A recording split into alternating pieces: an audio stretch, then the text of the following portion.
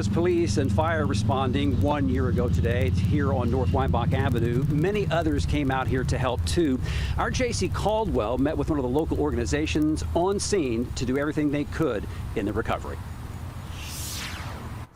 I'm J.C. Caldwell here at the American Red Cross.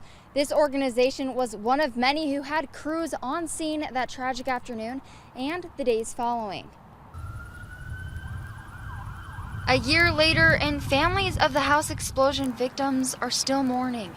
The crews who responded are also still haunted by the memory.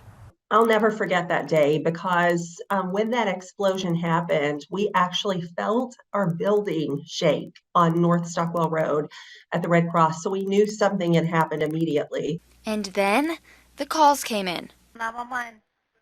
Oh my God, a house just blew up on Weinbach. What makes you think a house exploded?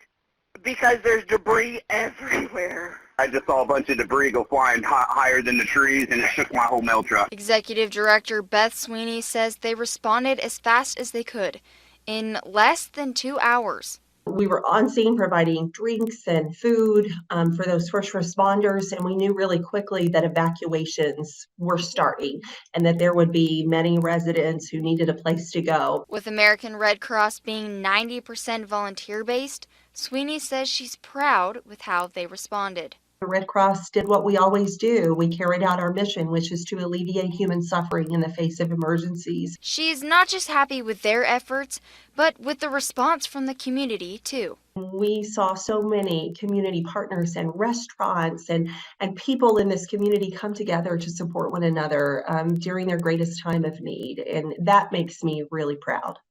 Sweeney says it's a story that they hoped would never happen, but they're grateful they were there to help.